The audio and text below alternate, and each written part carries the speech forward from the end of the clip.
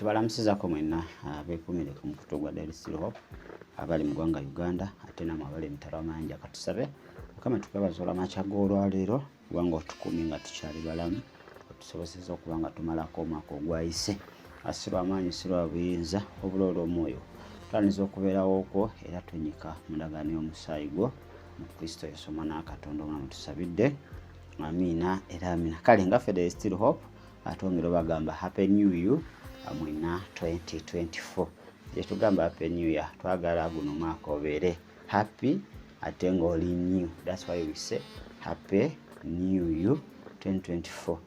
Togamba abantu kuliko omwaka kuba omwaka tebagukulika wabula ogamba weebale kubanga oyita mu mwaka ekitiibwa n'ettendo ate tukiddiza Mukama. Kale amawulire agali mu ggwanga Uganda si malungi nnyo, amawulire agafubutuka e Kananirandi si mawulire malungi. Amawulire agava wali e National Referral Hospital Mulago mawulire si malungi nnyo okutwaliza wamu. Pastor Aloysius Bugingo owa House of Prayer Ministries International Akubiddwa Amasasi ate ye asobodde okuba nga asimatuka tasobodde kuba nga afa wabula ali mu ddwaliro ery'e Mulago bagezaako okuba nga bamuwa obujjanjabi asobola okuba nga ate akuba ku matu naye ekyembi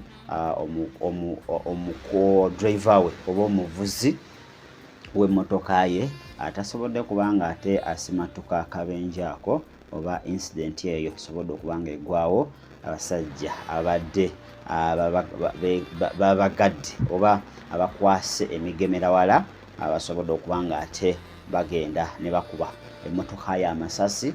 Tetumanyi kigendererwa kiba kibagikuya Amasasi, tetumanyi badde baagala oba kutta musumba oba badde baagala muvuzi we, ebyo byonna tetubimanyi wabula tetuliza alipoota ya poliisi. Subira olunaku olw'enkya poliisi egenda kuba nga etuwa amawulire agasinga kwago naye geega amawulire agafubutuka mu ggwanga Uganda, geega amawulire agafubutuka e Kananirandi si mawulire malungi nnyo.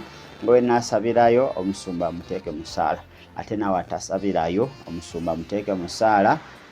Mukama atasanyukira okulaba nga omubi ate afiiridde mu bibibi. Wetusoma ekitabo kya Ezekiel chapter 18 verse 23 Mukama agamba, do I take any pleasure in the death of a wicked? Mukama yabuuza, so Katonda tasanyukira kufa kwa mwonoonyi.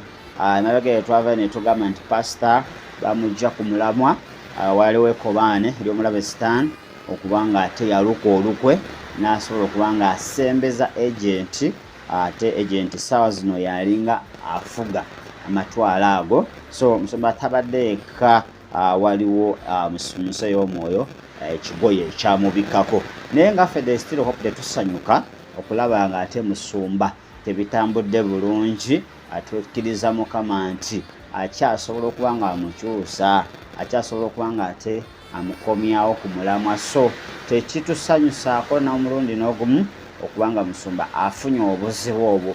So we nali ku Daily Hope mwegayirizibwa ali eyo okusinziira mu ggwanga gy'oli omusumba ate osobola okuba nga ate omuteeka mu ssaala. Si mawulire malungi agatandisa omwaka, mawulire ga nnaku, amawulire g'ennyamiza okubanga omusumba ate gwe badde baagala okuba nga bakuba amasasi.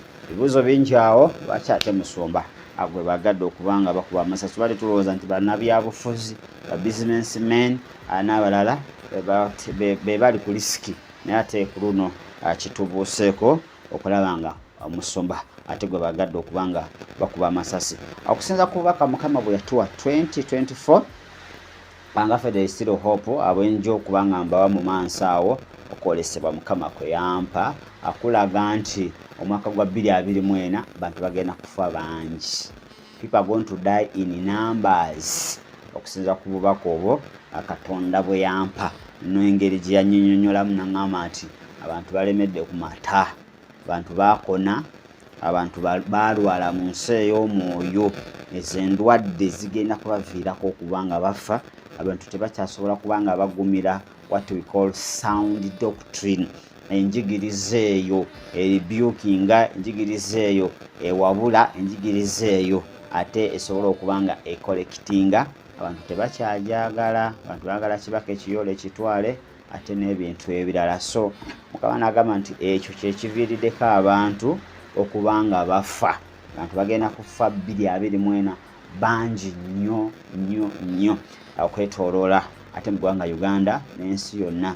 Naye nga ffe desitira okutukusabira Mukama asobole akugumye, Mukama akunyweze, Mukama akuwanirire, Mukama asobole okuba nga akumazaako 2024 oyingire 2025 ng'oli muwanguzi n'okukirawo otya.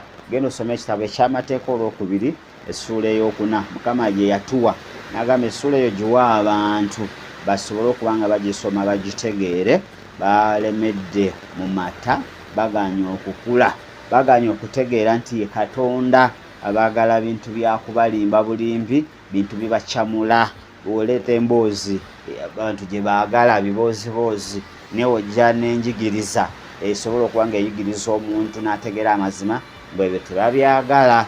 Obola nti ne Sitaani naye ategeere nti kakati tulina kukipingana biboozibozi, tulina okuba nga tukola kino abantu abo tusobole okuba nga tubalemeesa oba nga tubalemera Mukama kye yayita and spiritual nutrition yaffe teri fine oba teri birungi, nti tulemereddwa okuba nga tubalansinga diet eno ey'omwoyo tusobole okuba nga ate tuli balamu.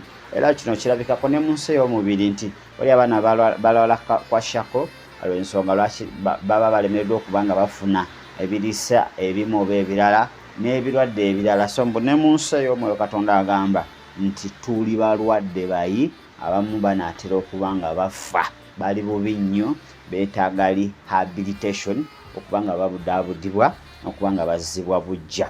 So ekyamateeka olwokubiri essuula ey'okuna nokolewa oba ofunye obudde giyiteeyitemu olabe Mukama ki kyeyabadde ategeeza. Naye maaso agenda kujja nambulula obubaka obwo bwatandise butya, bwajja butya, ate Mukama yava ku kyokuba nga agamba nti guno omwaka abantu bagenda kufa bangi. Guno omwaka 2024 abantu bagenda kuba nga bafa bangi in numbers.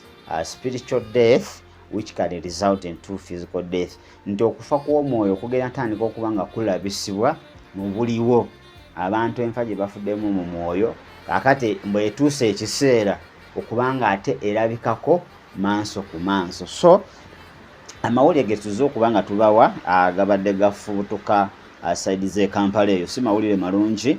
Agabaddewo ekiro ky'olunaku olwaleero omusumba okuba nga ate akubiddwa amasasi si kirungi. So nga there is still hope, tusabira omusumba oyo Mukama asobole okuba nga amusuusa era tomunyika mu ndagaano y'omusaayi ag'omwana gw'endiga.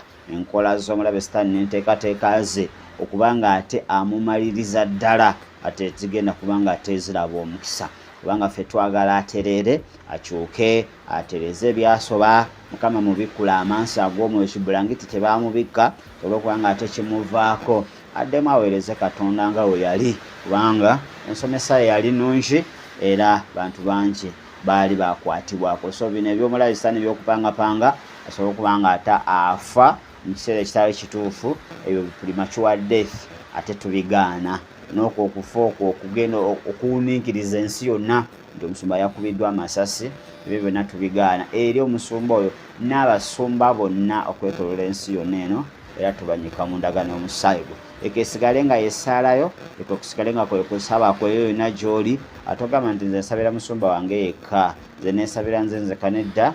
Abasumba abo Sitaani abayiganyiza nnyo, Sitaani abakyamizza nnyo, Sitaani abajje ku mulamwa, ayagala alabire ddala nga totale bagudde wansi era nga abakozeseza okuba nga batwala bangi ngeyeena. Naye ffe tusaba Mukama muyinza bintu byonna, agamba nti ye Katonda wabo abalina omusaayi oba omubiri waliwo ekiyinza okuba nga kimulema, tewali kiteekeddwa kuba nga ate kimulema. Naye eri famire y'omusumba Rosias eri Kananirandi nammwe mwenna abasabirayo, n'eri omubiri gwa Kristo atunyolwa wamu nammwe abafamire eyo, netugamba nti Katonda ow'ekisa muyinza ebintu byonna. Isaaya 43 nti emigga egyamukuba okali okuwonyezebwa kwaffe, Mukama asobole okuba nga amunyiga ebiwundu ebyo byonna eby'amasasi. Ate n'oyo driver asobole okuba nga ava mu bulamu obw'ensi eno atukiriza Mukama nti yali yamukkiriza era ng'atambulira mu kwagala kwe.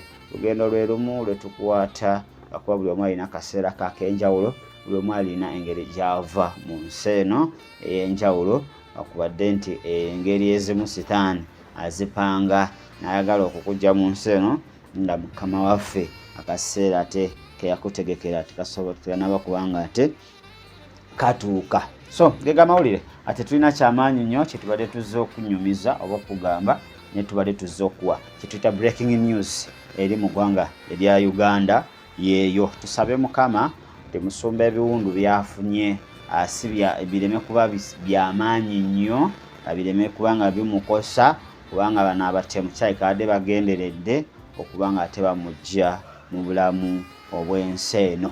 Ebiwundu ebyo omusaayi gwa Yesu gusobola okubanga ate gubiwonya, gubiyitamu wonna awali damaged, wabaawo organs zonna eziri damaged.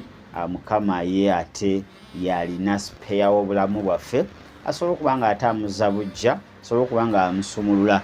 Abamu bagamba nti ate gojja ano n'omukuba. Yes, naliko emabega nga mwogerako nti baamuluka musajja wattu ne bamuleetera agenti ate yafuga ekkanisa saa zino, naye ate ekyo tekitugaana kubanga tumusabira, kubanga si lyessanyu lyaffe okulaba nga afiiridde mu kubula. Nedda, ne Katonda tekimusanyusa, wabula tulina okubanga tugamba Mukama asobole okubanga amuzza bujja, asobole okubanga ate amusinkana.